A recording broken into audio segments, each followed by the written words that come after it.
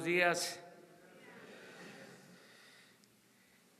El día de hoy vamos a informar al pueblo de México que este año hemos decidido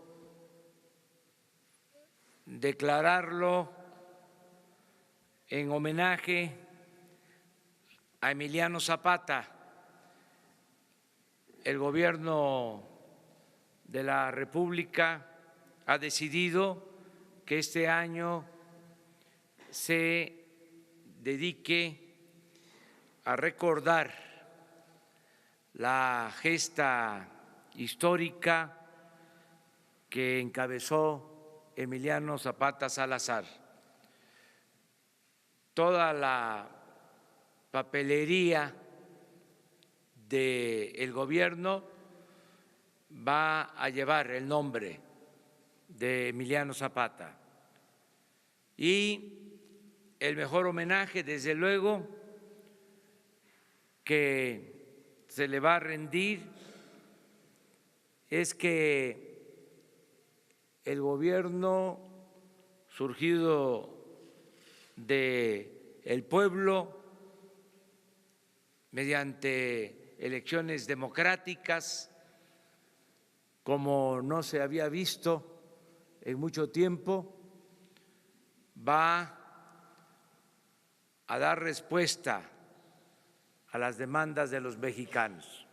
Sobre todo, va a atender a la gente más humilde, se va a llevar a la práctica el criterio de que por el bien de todos, primero los pobres. Ayer comenzamos con el programa de apoyo a los jóvenes.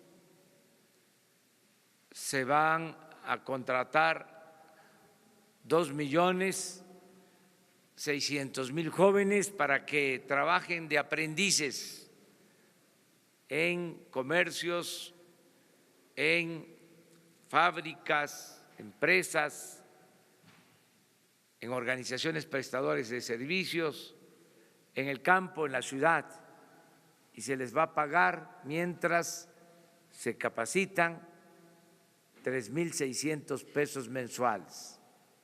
Se autorizó para iniciar este programa una inversión de 44.000 millones de pesos.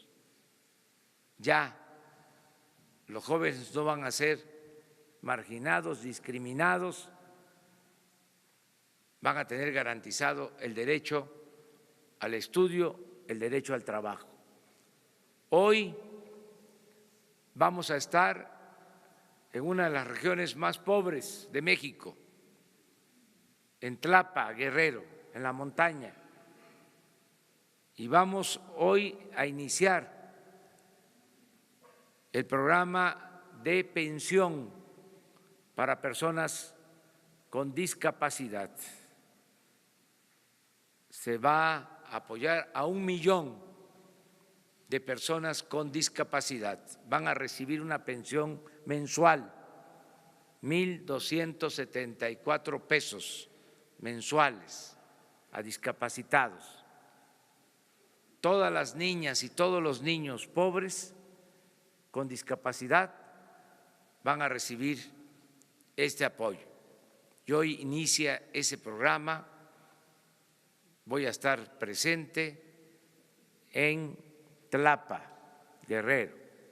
Mañana vamos a Ayala para firmar el acuerdo, la declaratoria de que este año se dedica a Emiliano Zapata Salazar, y pasado mañana en Valle de Chalco inicia el apoyo a adultos mayores que van a recibir el doble de lo que se les entregaba. Ya no van a ser 1.200 pesos cada 2 meses, van a ser 1,200 pesos cada mes para todos los adultos mayores de México. Alrededor de 8 millones de adultos mayores. Y se va a incluir, porque no estaban considerados, no eran tomados en cuenta, pensionados del ISSSTE y del Seguro, que también van a recibir este apoyo. Por eso este día lo dedicamos a informar sobre estas acciones y, si les parece, vamos a darle la palabra a Ariadna Montiel, a la secretaria de Bienestar, María Luisa Albores, y luego, que me da mucho gusto que nos acompañen los familiares de Emiliano Zapata, nietos, bisnietos, familiares, que manifiesten al pueblo de México lo que sienten de manera libre. Ya cuando terminemos, entonces se abre, como siempre lo hacemos, la sesión de preguntas y respuestas de los compañeros de los medios de información, mujeres y hombres. Pues vamos a empezar con el programa de la pensión a personas con discapacidad.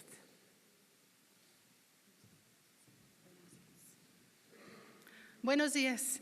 Agradeciendo la presencia de todos ustedes, preparamos un testimonial que nos gustaría ver primero, porque consideramos que enmarca la realidad de las personas con discapacidad, la realidad que viven en México. ¿Nos ayudan?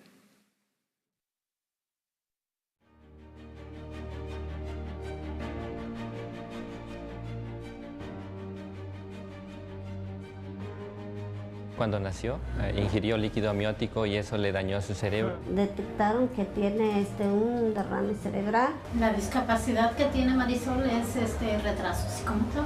Por bajo recurso económico, a veces no podemos ir en las citas que nos programan hasta México. Muy difícil, por falta de economía, pues no buscamos los apoyos y simplemente nos dijeron que no. Originario de Cahuatache. Tototepec. Metlapa. Nos da mucho gusto, ¿verdad?, de que el gobierno se esté interesando principalmente en esta zona donde nosotros vivimos. Es una zona realmente olvidada. Que es para nuestro hijo. ¿Por qué? Porque él necesita más que nada este apoyo. Pues yo me siento, la verdad, muy contenta de que la ayuden a mi hija y la ayuden a otras personas que la necesitan. Yo veo muy bien este apoyo que están dando ahorita porque, pues, como dice mi mamá, nunca se les ha dado así a ninguna persona. Pueda comprar sus medicinas. ¿Por qué? Porque las medicinas son muy caras. Las terapias. Mejorar la salud del pequeño y darle una mejor atención. Gracias a Dios que Él está recordando y está viendo a estos pequeños que son angelitos muy cariñosos y son los niños que necesitan más el apoyo. Pues que lo sigan haciendo. Sé que es difícil atender a todos los niños discapacitados en la montaña. Nunca pensé que fuera posible porque dije, pues el gobierno está enfocado en otros asuntos. Solamente agradecerles el gesto amable que tuvieron para hacer ese censo y ver cuántos discapacitados hay que necesitan de su apoyo. Y gracias a Dios que le digo que ese nuevo gobierno va a apoyar a esas personas, va a apoyar a muchos niños y a muchas niñas. La mayoría, pues, de esta gente está muy olvidada. Si te pusieras en sus zapatos, dudo mucho que aguantarías al menos un día. Me siento muy tranquila con este apoyo que va a recibir Marisol. Sí, estoy contenta. A mí me ha enseñado a valorar a lo mejor mi propia vida, ¿no? De que estamos completos, estamos saludables. Siento que es el reflejo de nosotros. Me gusta mucho pintar, me gusta mucho la secretaria. Ella aprende un oficio pues podrá valerse ya por sí sola. Le he rogado a Dios que me diera esta oportunidad por mi niño, porque lo que quiero es que él hable, camine y pueda valerse por sí solo. Pues yo quiero estudiar de doctor, y pues para ayudar a la gente así como mi hermana. ¿Estás sabiendo?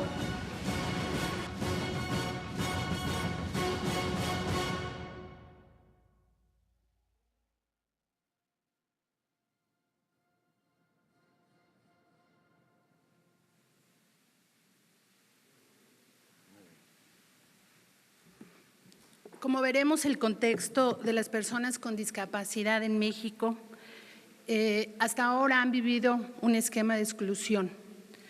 Este gobierno plantea atender a las personas con discapacidad bajo la visión de los derechos humanos.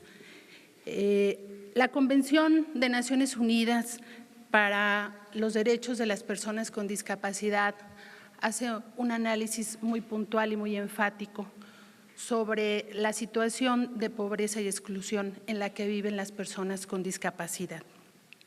En México tenemos 7 millones de personas con discapacidad según las últimas encuestas, de las cuales 3 millones son adultos mayores que serán atendidos en el esquema de la pensión para adultos mayores. Los 4 millones restantes son niños, niñas, jóvenes y adultos, pero tenemos un sector de la población el más vulnerable, la población indígena. Niñas y niños, así como adultos de la población indígena, tendrán esta pensión en cobertura al 100%. También es enfática la Convención de Naciones Unidas para decir que quienes tienen mayor exclusión en México son los indígenas, la población indígena, y ahí los niños y las niñas. 9 de cada 10 niños viven en pobreza y las niñas indígenas con discapacidad tienen la mayor exclusión. Por lo tanto, esta pensión atenderá como prioridad a las niñas y a los niños de población indígena, también a los adultos de población indígena y en zonas urbanas pobres, principalmente a niñas y jóvenes.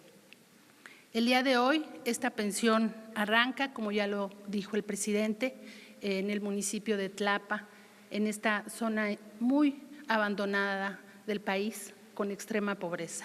De tal manera que nos da mucho gusto que arranquemos esta pensión porque vamos a ayudar, como vimos en el testimonial, a mucha gente que le va a ayudar al pago de sus medicinas, al pago de sus tratamientos y de tener una mejor inclusión. Sabemos que las personas con discapacidad tienen menos acceso a la educación, tienen menos acceso a los servicios de salud y de integrarse ampliamente en todos sentidos en la sociedad. Así que el día de hoy es un día de fiesta para nosotros, que esta pensión arranque. Se va a atender a 1 millón de personas. Se ha dispuesto un presupuesto de 8.500 millones para empezar. Así que en adelante, enhorabuena y gracias que el presidente ha puesto sus ojos en esta población que ha sido olvidada y que ahora está en el centro de la política pública de este gobierno. Muchas gracias. Pues ahora le damos la palabra a un representante de la familia de Emiliano Zapata para que exprese aquí su sentimiento. Gracias. Buenos días a todos. Mi nombre es Jorge Zapata González, orgullosamente nieto de nuestro general Emiliano Zapata Salazar. A mi abuelo Emiliano, tu vida fue el umbral de una nueva historia, la historia de los hombres que, siguiendo tu ejemplo, ofrendaron su vida por la construcción de esta nación. Por eso te llora el caracol, el acecocoli, te lloran los 4 rumbos del universo, te llora la madre tierra, te llora la aurora que se hizo ocaso, Te lloran nuestros abuelos que te hicieron calpulelque. Te lloramos todos de rabia y de tristeza. Los hombres y las mujeres libres que mantienen vivo el grito de rebeldía de tierra y libertad. Mi general Emiliano Zapata Salazar, recordamos que el 6 de diciembre de 1914 estuviste en este lugar, en este Palacio Nacional, tomando el poder de manera simbólica. Te recordamos por tu generosidad al rechazo, sentarte en la silla presidencial que te propuso el general Francisco Villa, porque representaba aquello contra lo que luchabas, la pobreza, la injusticia y el abuso de poder. Y le contestaste: gracias, mi general Villa, pero yo no me puedo sentar en esa silla porque está embrujada y quien se sienta ahí pierde la razón y pierde el sentido de quien lo trajo aquí. Sabemos, mi general Zapata, que no rechazaste la silla por falta de claridad en tus ideales. Esos ideales siguen vigentes. La rechazaste porque el pueblo te dio un mandato. Obedeciendo, esa fue tu causa. Tú no necesitabas esa silla. En esa causa, millones de mexicanos estamos comprometidos esperando que esto suceda. Y hoy en este lugar estamos con el hombre que puede representar esos anhelos. La esperanza de las cosas pueden ser diferentes. Tus ideales plasmados en el Plan de Ayala como bandera de la resistencia popular, como aspiración de los pueblos originarios, como legítimo derecho a nuestras tierras, montes y aguas, no se han concretado. Por eso México tiene una deuda pendiente con los indígenas y los campesinos, pero estamos convencidos de que serán reivindicados por este gobierno. Gracias, Andrés Manuel López Obrador, presidente de la República Mexicana. Gracias, presidente, por abrir estas puertas de Palacio Nacional a la causa zapatista. Con esto le hace justicia a un gran héroe de la Revolución Mexicana que pensaba que otro México era posible. Hoy venimos contigo, Andrés Manuel, a conmemorar el centenario luctuoso del cobarde asesinato del general Emiliano Zapata, ordenado por Venustiano Carranza y ejecutado por el cobarde traidor Jesús Guajardo. Por fin, el pueblo de México y su conciencia crítica ha despertado y vamos juntos con usted a reconstruir México, que nos lo entregan desangrado, desgarrado, con miles de desaparecidos, saqueado por la corrupción a todos los niveles. Un México al que le han querido quitar la esperanza que hoy tenemos. Un México despertó en pie de lucha y junto con usted vamos a lograr, porque la esperanza empieza a brillar con el quinto sol y nos abre nuevos caminos para nuestros hijos. Lo invitamos a que juntos recorramos cada rincón de nuestro querido México. Vamos a gritar de alegría, de felicidad. Nos necesitamos, vamos a convocar a todo el pueblo de México a la unidad en la acción, que los rencores que tenemos todos queden en el olvido de la historia, para que juntos logremos la cuarta transformación.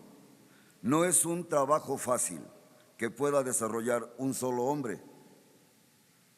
Es un trabajo de todos los mexicanos y juntos haremos historia. Hoy, ante la embestida de los enemigos de México, hacemos un llamado a todo el pueblo, a la unidad, a cerrar filas en torno a este nuevo proyecto de nación que quiere terminar con la corrupción, con la miseria, con la pobreza, con los privilegios, con la impunidad. Por eso votamos convencidos de que podía haber un cambio y tengan la plena seguridad que nos vamos a defender y lo vamos a lograr. Nadie nos va a detener. El pueblo de México y los zapatistas estamos con usted. Cuente con nosotros, señor presidente, no está solo. Somos millones de mexicanos en contra de unos cuantos miserables. Reforma, justicia y ley, tierra y libertad, lemas de nuestro general Emiliano Zapata Salazar. ¡Viva mi general Emiliano Zapata Salazar! ¡Viva! ¡Viva Andrés Manuel López Obrador! ¡Viva! ¡Viva México! ¡Viva! ¡Viva México! ¡Viva! ¡Viva México, cabrones!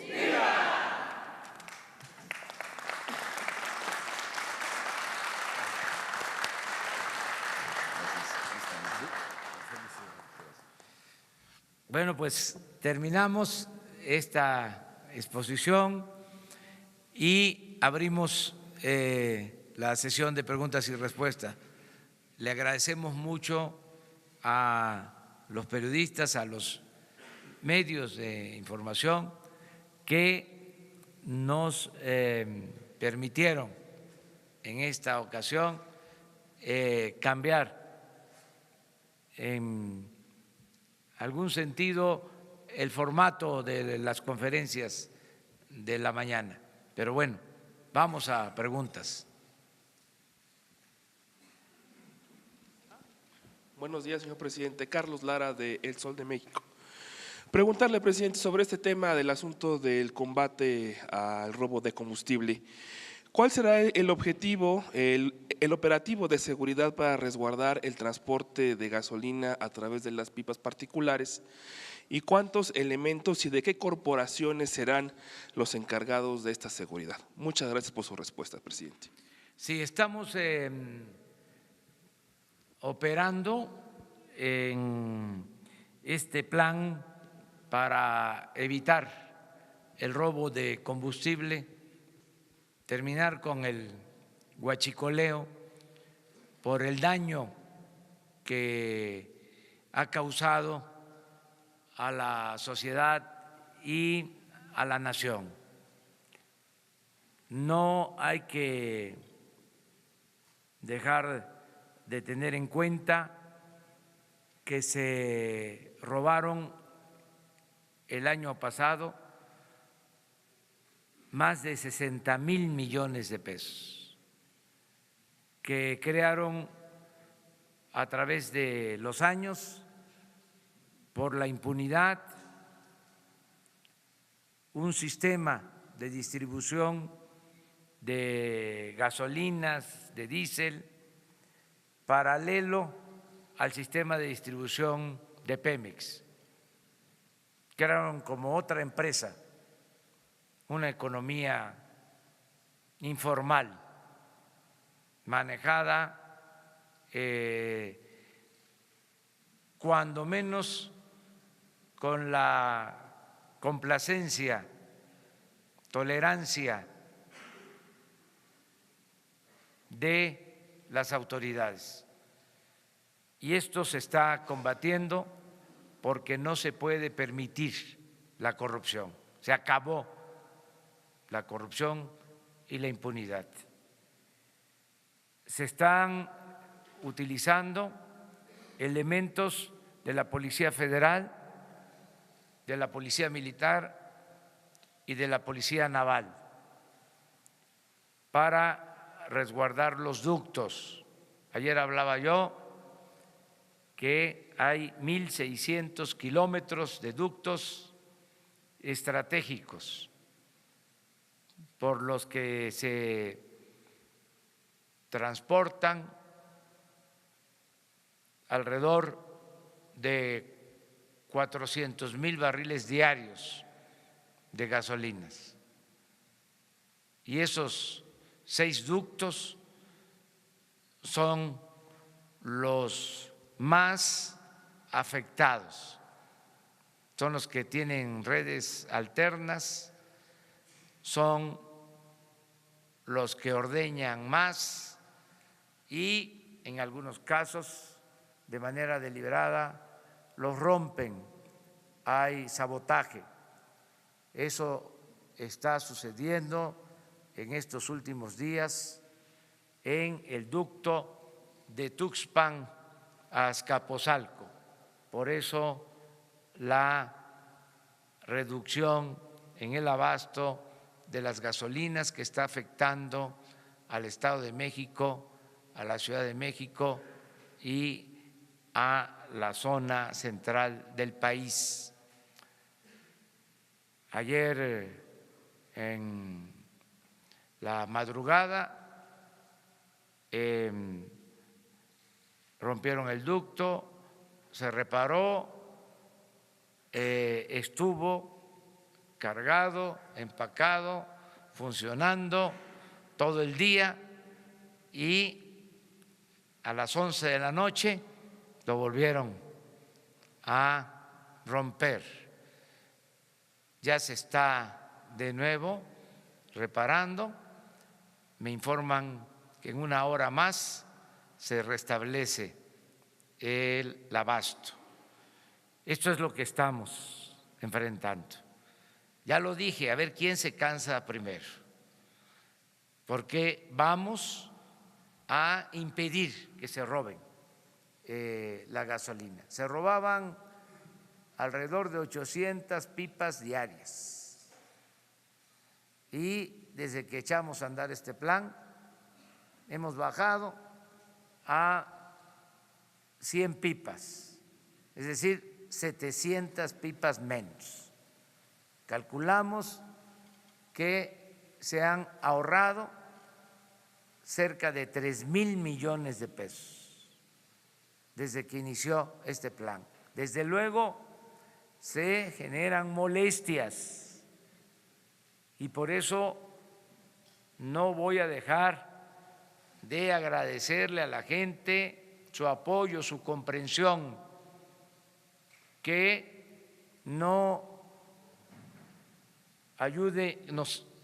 ayuden como lo están haciendo para que no haya psicosis, que no haya miedo, que se tenga muy presente que hay gasolina suficiente en el país y diésel y turbocina suficiente, que es un asunto nada más de distribución, que ya estaba montado este sistema de abasto alterno y al momento de que se impide, pues genera estos reacomodos, pero ya estamos utilizando pipas, muchas pipas, los transportistas están ayudando para normalizar el abasto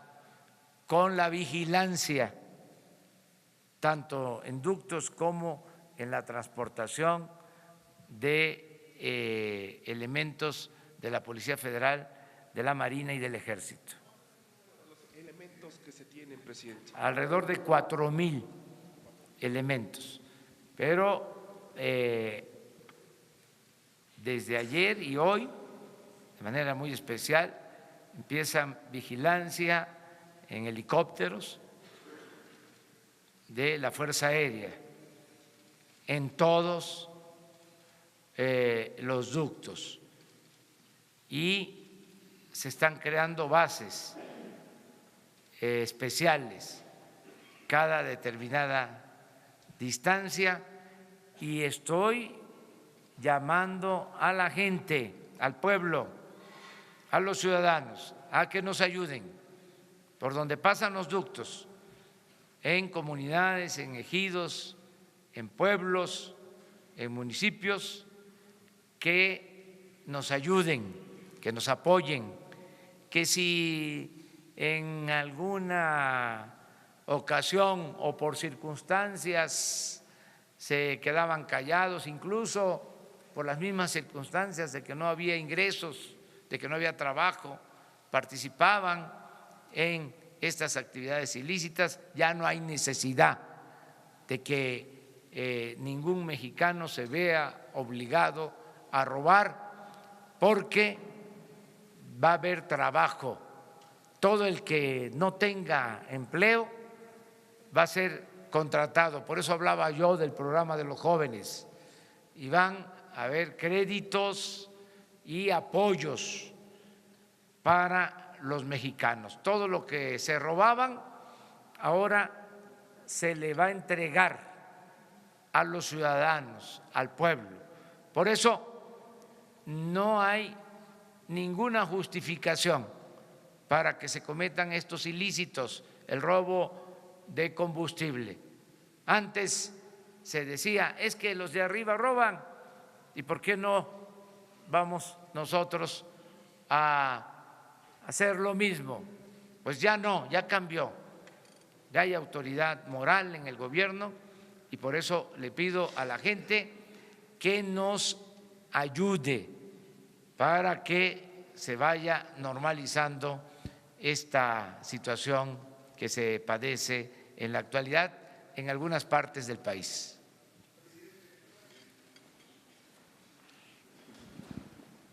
Buenos días, presidente. Misael Zavala, del Universal. Yo quisiera preguntarle, ayer el Banco de México, el Banjico, dijo que esta estrategia del huachicoleo, contra el huachicoleo, y de cerrar los ductos, va a crear o le va a pegar a las finanzas del país y también va a generar inflación.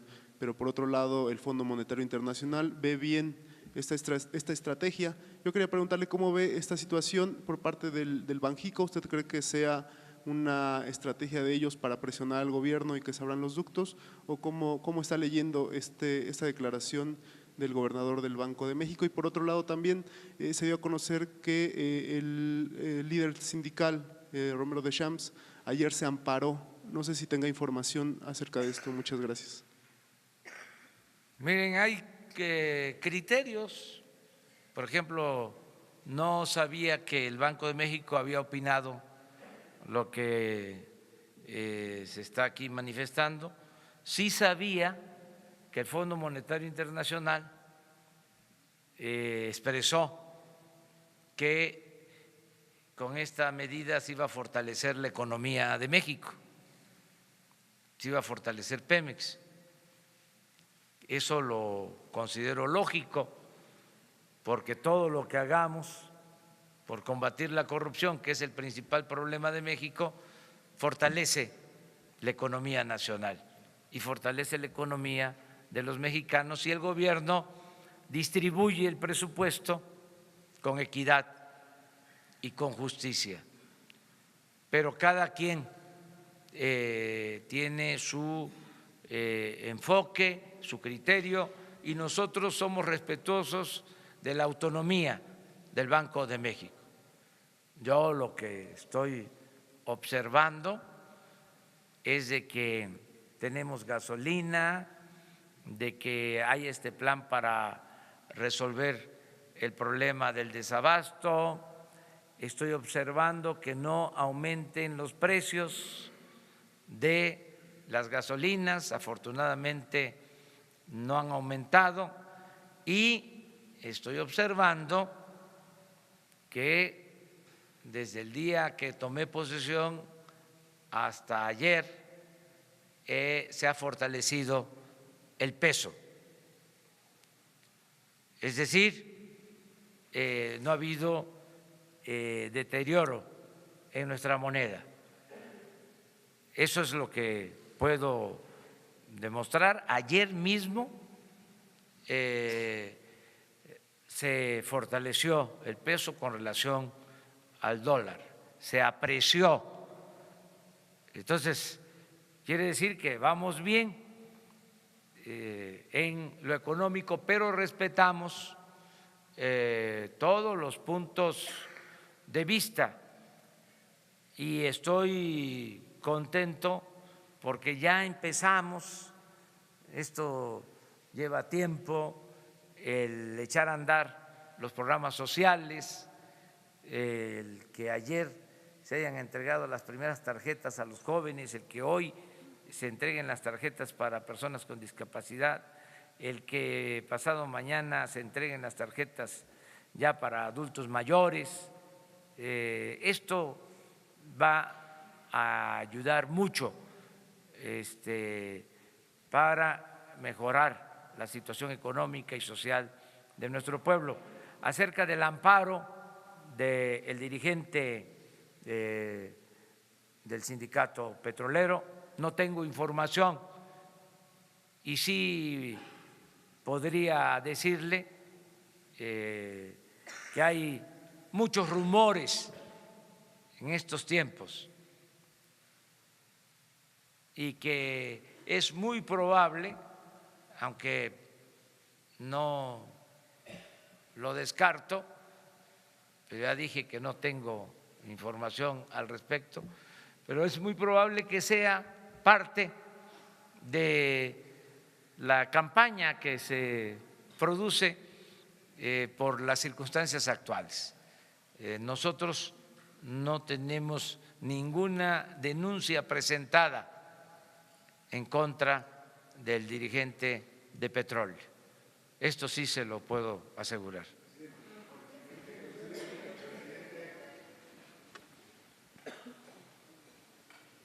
¿Sí?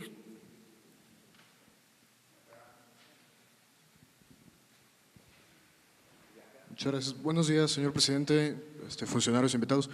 Carlos Montesinos de la Hoguera, preguntarle, ayer, bueno, estos días se está discutiendo la reforma de la Guardia Nacional en el Congreso.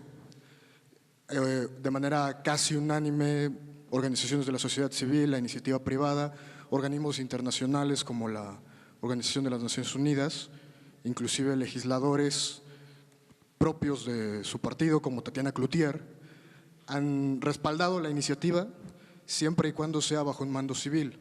La misma diputada Cloutier habló de que otorgar un mando militar significaría que el ejército determinaría quién gobernaría el país en los próximos años. ¿Cómo interpreta usted cómo recibe usted estos señalamientos y si estaría dispuesto a pasar el mando de la Guardia Nacional de la Sedena a la Secretaría de Seguridad Pública? Se está analizando, van a comparecer los secretarios, es importante, es necesaria la Guardia Civil, necesitamos que se cuente con un cuerpo para garantizar la seguridad pública, porque no había protección para los ciudadanos. Los operativos especiales de la Marina, del Ejército, se orientaban a enfrentar a lo que se llama crimen organizado y no se protegía a los ciudadanos. La Policía Federal no se consolidó, fracasó ese proyecto y al final lo que hay es falta de atención al problema de la inseguridad. No se protege a los ciudadanos. Por eso la decisión que tomamos, que estoy promoviendo, de crear una Guardia Nacional uniendo a la Policía Militar, a la Policía Naval y a la Policía Federal, y dándole el apoyo a el Ejército. Tengo yo la confianza en el Ejército como tengo la confianza en todos los seres humanos. Yo confío mucho en que es más lo bueno de la gente que lo malo. Pueden decir que soy un idealista, que soy un ingenuo, pero creo en la gente. Y hay soldados que son del pueblo. El soldado es pueblo uniformado. Son hijos de campesinos, los soldados, hijos de obreros, que no se les puede descalificar. En los momentos más difíciles, cuando el militarismo, cuando la represión durante el movimiento zapatista, habían 2 generales que pertenecían al mismo ejército, pero con actitudes distintas. Huerta, que fue a los pueblos de Morelos a combatir el zapatismo, y el general Felipe Ángeles, muy distinto. Ahora, después de que surge este nuevo ejército, luego del asesinato cobarde también del presidente Madero, este nuevo ejército se alimenta de la gente del pueblo. Y yo les estoy pidiendo a los soldados, a los marinos, que nos ayuden para que haya seguridad, porque son muchos los homicidios, muchos los robos, secuestros, y no hay seguridad.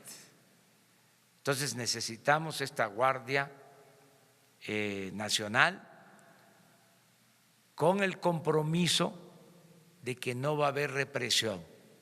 El presidente de México, que es el comandante supremo de las Fuerzas Armadas, nunca va a dar la orden de reprimir al pueblo.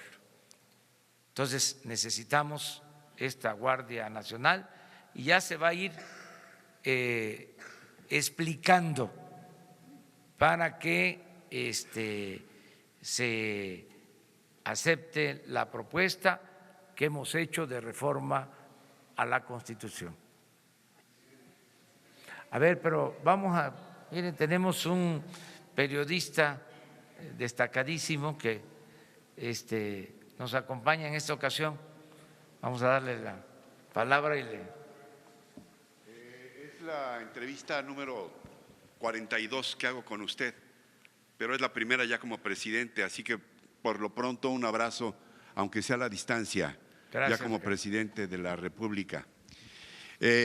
Independientemente de la distribución y de las pipas y del día a día, si usted ha establecido el combate al huachicoleo como una de sus prioridades, quiere decir que estamos hablando de un problema obvio de dimensión nacional y un problema también de crimen organizado, que por definición incluye connivencia y complicidad de los gobiernos en turno al más alto nivel. La pregunta es si algún día vamos a conocer a los huachicoleros, pero no a los que pican los ductos, sino a los huachicoleros de a de veras, los huachicoleros de cuello blanco de este país, que tanto han sangrado las venas abiertas recordando lo que decía algún gran pensador del país. Esto por un lado, y por el otro, si su equipo, si su propio gobierno está pendiente de evitar que variables amenazas de las que se está hablando, como de pérdidas económicas gigantescas, inflación que ya se mencionaba, o incluso pérdidas de empleos, para evitar que este combate tenga efectos negativos para lo que se está buscando, señor presidente. Sí, es, Ricardo, enfrentar este problema, este flagelo que se permitió durante muchos años, y es algo que podría incluirse en el libro Las venas abiertas de Eduardo Galeano, por las dimensiones del saqueo y la tolerancia de parte de las autoridades. Y he dicho que no se va a permitir la corrupción ni la impunidad. Cero corrupción, cero impunidad, y en este caso ya están abiertas investigaciones para sancionar, castigar a los involucrados en el propósito también de aplicar el criterio de limpiar de arriba hacia abajo, porque la corrupción en México se ha dado de arriba para abajo, y así vamos a barrer el gobierno, como se barren las escaleras, de arriba para abajo, y no vamos a dar ni un paso atrás, ni siquiera para tomar impulso. Vamos a enfrentar esta corrupción porque es una vergüenza, entre otras cosas, que México, en una reciente encuesta realizada en 176 países, a México se le colocó en el lugar 135 en corrupción. Estamos considerados entre los países más corruptos del mundo por el gobierno, no por el pueblo, porque el pueblo de México es un pueblo honesto. Tan es así que por eso estoy optimista, por eso estoy seguro que vamos a salir adelante, porque no es el pueblo el que practica la deshonestidad, es la llamada clase política y los traficantes de influencia. Es una minoría y vamos a purificar la vida pública del país con el apoyo del pueblo, con el apoyo de la gente. No se van a generar como quisieran nuestros adversarios desequilibrios económicos, financieros. Hablaba yo de que ayer se fortaleció el peso y en los días que llevamos, 40 días aproximadamente,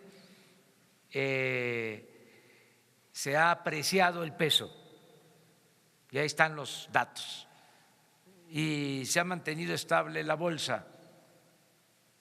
Y acabo de ver información de que está considerado México entre los países más seguros para la inversión. Todo esto por la confianza que da el gobierno y por la decisión de no permitir la corrupción, que haya un auténtico Estado de Derecho en el país, porque lo que había era un estado de chueco. Entonces vamos a poner orden y creo yo que las cosas van a mejorar. Le aprecio su respuesta, señor presidente.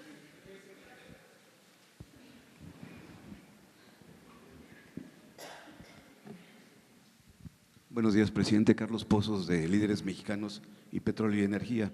Presidente, la UNEXPO dice que hoy se abren 5 poliductos y que en 72 horas vuelven a sus niveles normales la gasolina en México y se resolvería el problema. Saber si es verdad que esos poliductos se van a abrir a partir de hoy. De igual forma, hay insistencia en que hay 9 buquetanques varados en puertos, y porque no están abiertos esos ductos no se puede descargar la gasolina y lleva mucho tiempo en hacerlo. Mi segunda pregunta sería, señor presidente, ¿recibió usted, hablando de libros, un país en donde, del presidente Enrique Peña Nieto, en donde imperaba la cleptocracia? Y finalmente, señor presidente, saber qué pasó con el avión presidencial. ¿Ya se vendió? Porque sería bueno que usted lo utilizara en defensa o para asegurar su seguridad. Mil gracias. Bueno, la tendencia es a que se va a normalizar el abasto. No quiero decir cuándo, porque no quiero fallarle a la gente. Decirles de que estamos trabajando para normalizar el abasto lo más pronto posible. No va a mantenerse esta situación por mucho tiempo. Tenemos gasolina suficiente. Acerca de los buquetanques, sí están en espera, porque tenemos que estar recibiendo gasolina diariamente de un considerable número de buquetanques. Yo solo recuerdo que desgraciadamente se están comprando 600,000 barriles diarios. Consumimos 800,000 barriles. Producimos 200,000. Se compran 600,000 barriles. Entonces, constantemente están entrando barcos a todas las terminales marítimas. Es un reporte que tengo diario. Por eso digo, no tenemos problema de falta de gasolinas. Tenemos gasolina para mucho tiempo.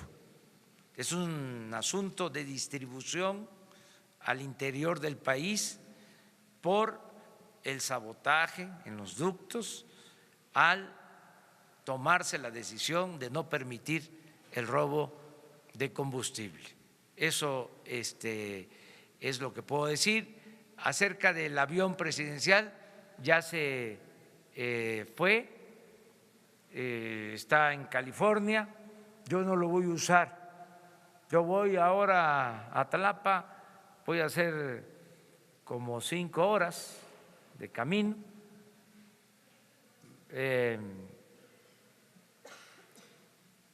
Y vamos en camioneta, a ras de tierra. No voy a usar aviones. Es más, vamos a vender toda la flotilla de aviones y de helicópteros de gobierno. O sea, ya eso se termina. Ayer tuve una reunión con el secretario de Comunicaciones, con el secretario de la Defensa, con el secretario de Marina, con funcionarios de Hacienda, porque están disponibles para venta alrededor de 80 aviones que usaban funcionarios y helicópteros de lujo. Y estamos pensando que va a haber una feria en el aeropuerto de Santa Lucía para exhibir estos aviones y convocar a los compradores del mundo a que los adquieran. Y vamos a obtener un dinero que va a ser para beneficio del pueblo.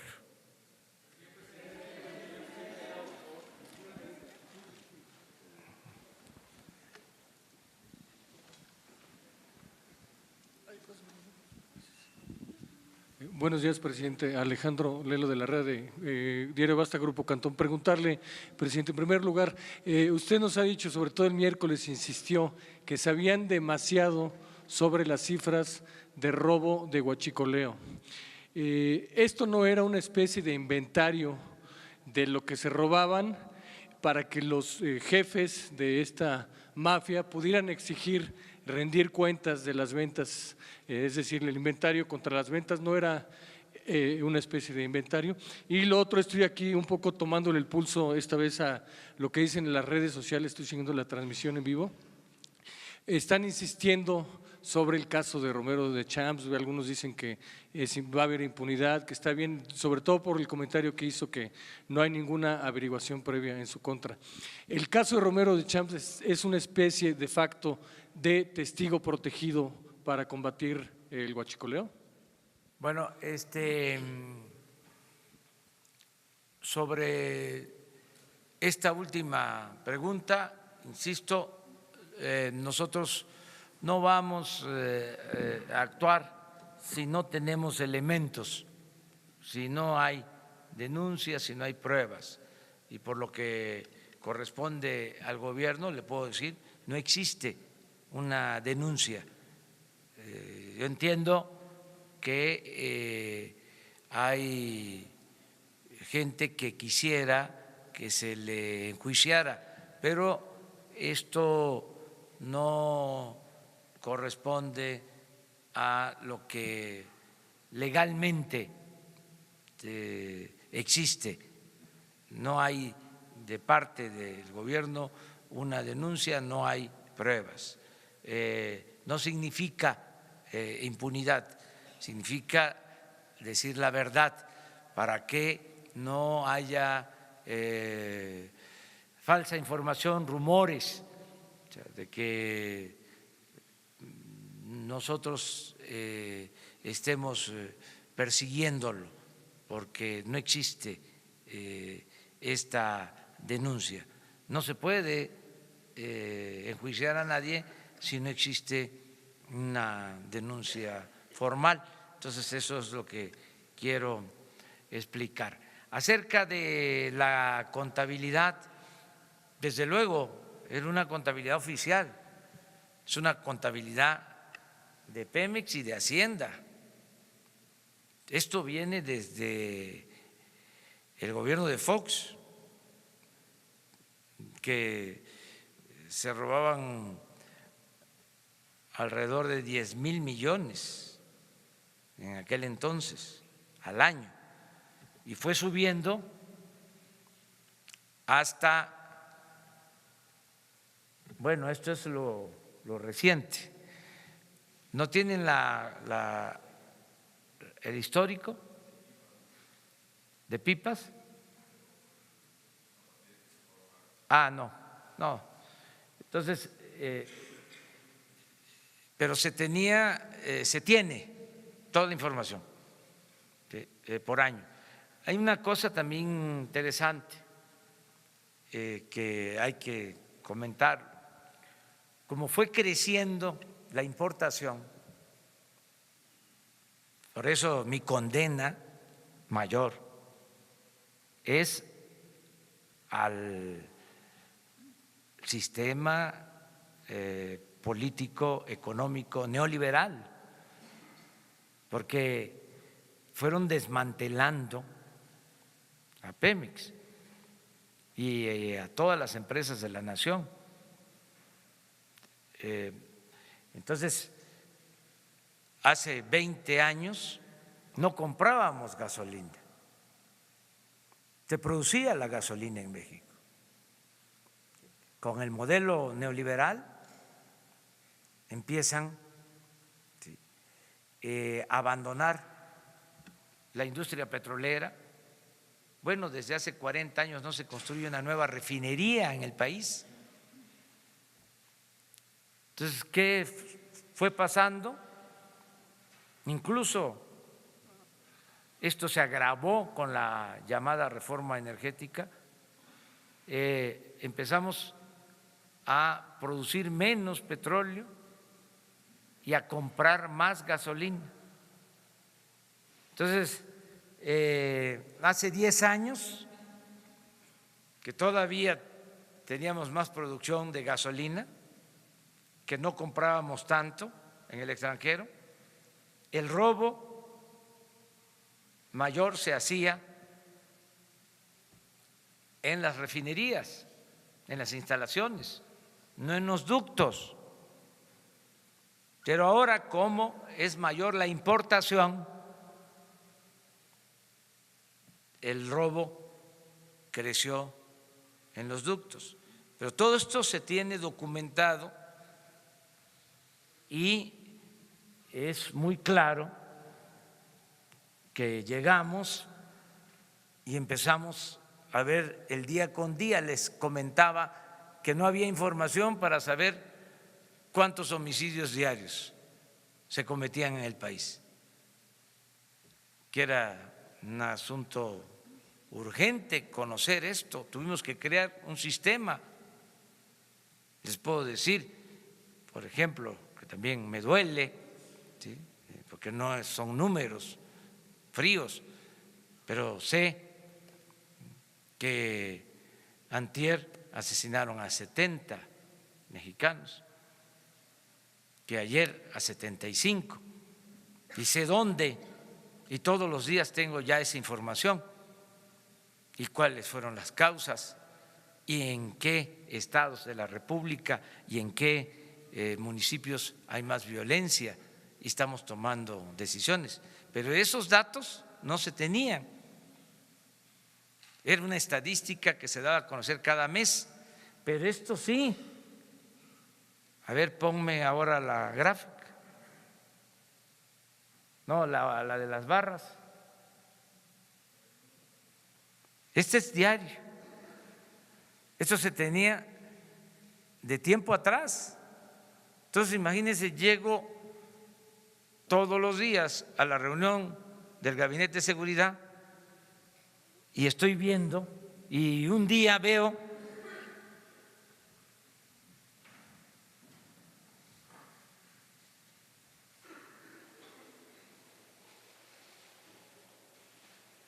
ya estábamos aplicando el plan, pero ese día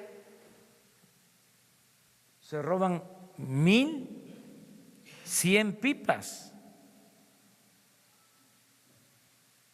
No era para esperar, porque entre más tiempo estuviese yo viendo esto, me estaba convirtiendo en cómplice. Y dije, se acabó. Y a partir de ahí tomamos la decisión. ¿Y cuál fue la decisión? ¿Por qué ese día en particular creció tanto el robo? Porque ese día,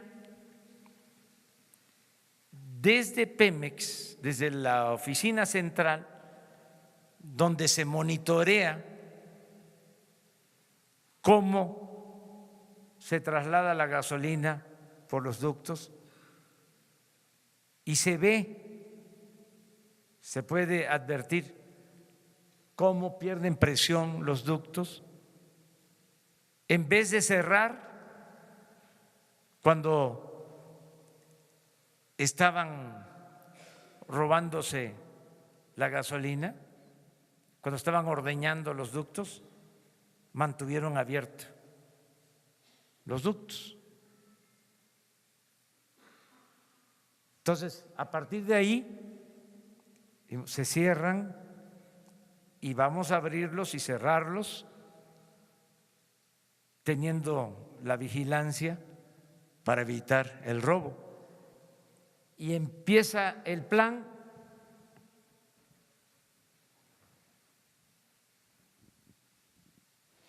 Aquí. ¿Qué día es este? 21 de diciembre. 21. Y miren,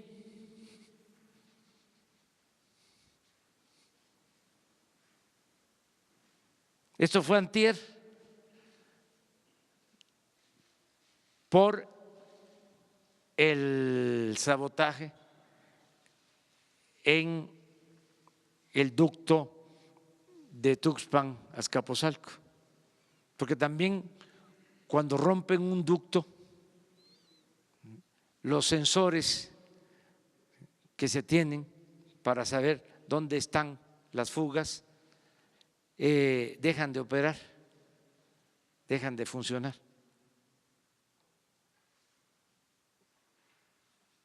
Este es ayer.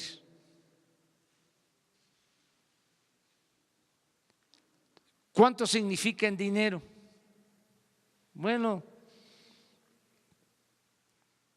como 2.500, 3.000 millones de pesos, menos de lo que se robaba. En pipas, si se robaban 800, este es un promedio de 100, quiere decir 700 pipas menos.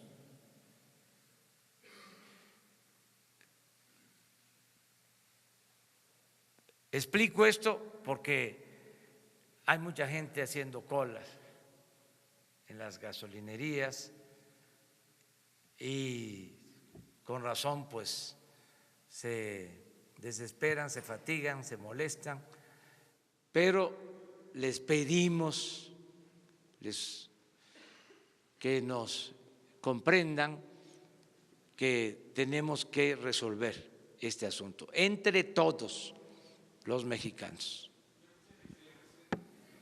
Terminamos porque ya se nos fue. Ya les decía, voy hasta Tlapa.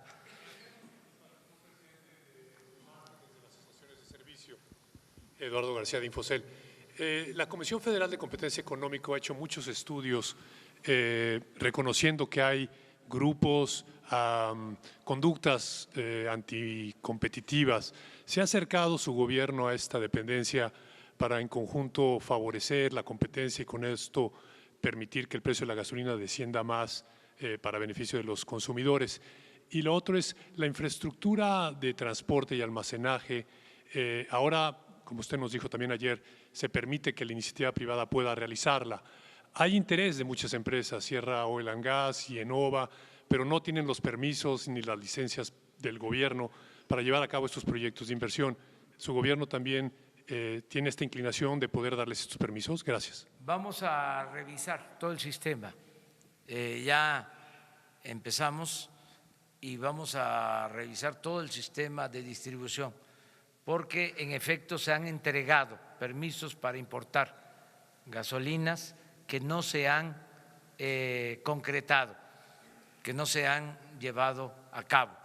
Todavía Pemex sigue distribuyendo, comprando, vendiendo el 95% de toda la gasolina y del combustible que se consume en el país. Pero sí estamos revisando todo esto. Una vez que normalicemos, vamos a buscar la forma de tener una distribución eficaz, segura y mantener la competencia y cuidar el precio, porque ahora tenemos ventajas, tenemos dos ventajas importantes.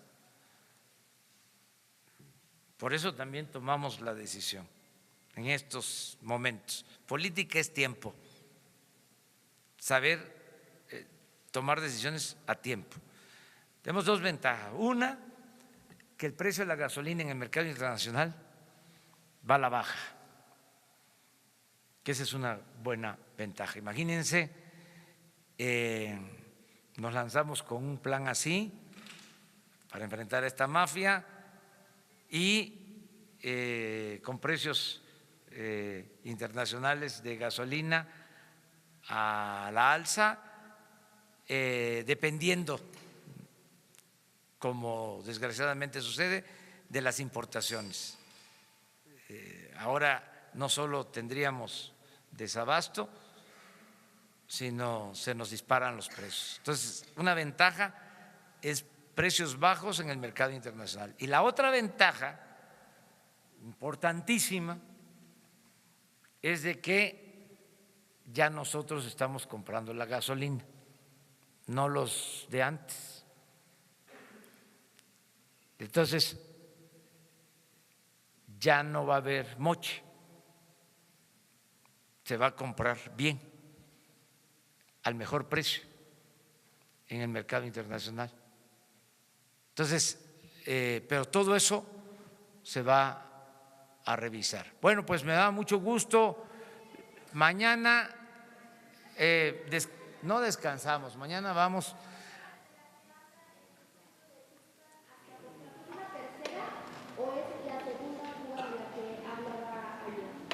Esta es la tercera.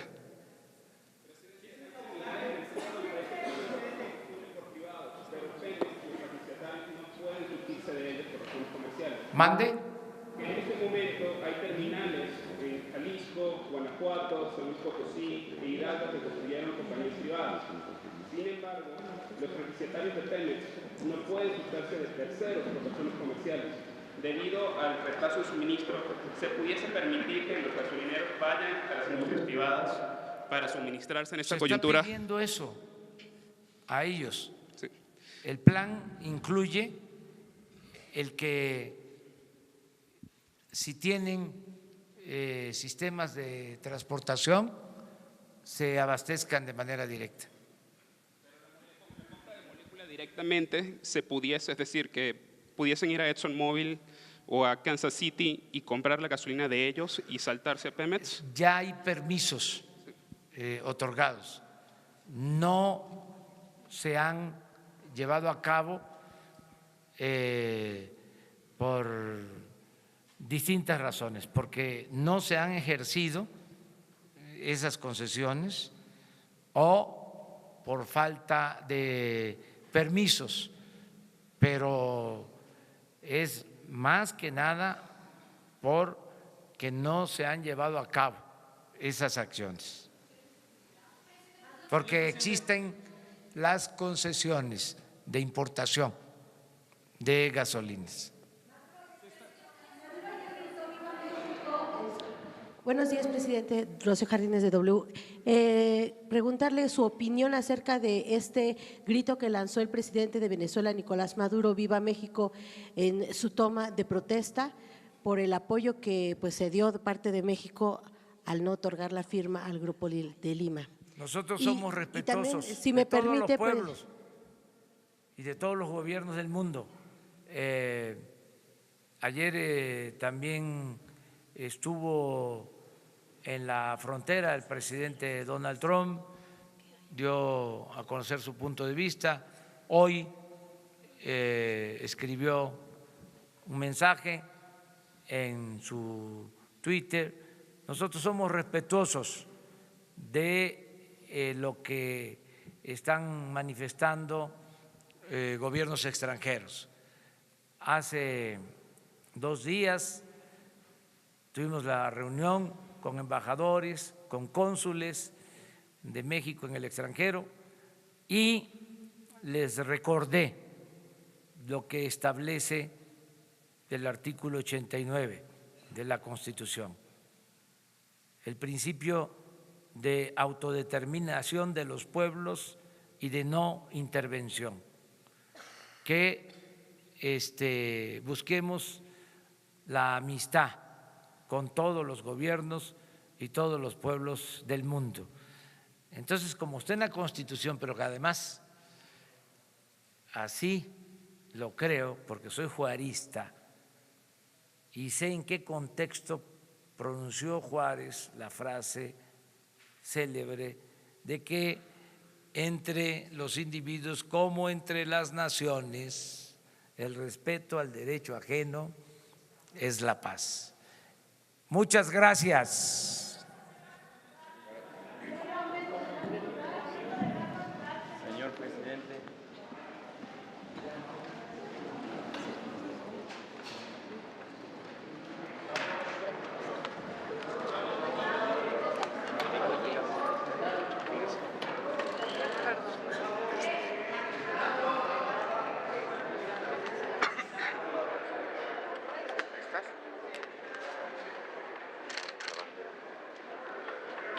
La bandera tiene un regalo especial zapatista.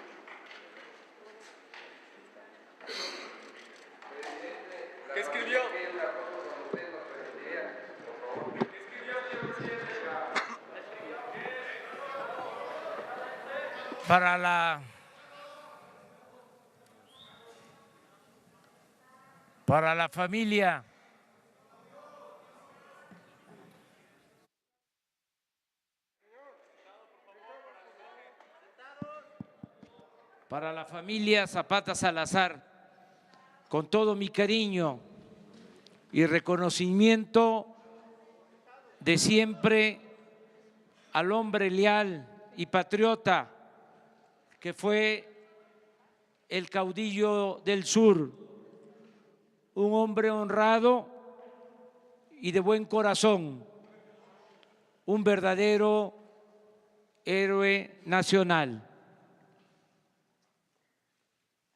Ciudad de México, Palacio Nacional, 11 de enero de 2019.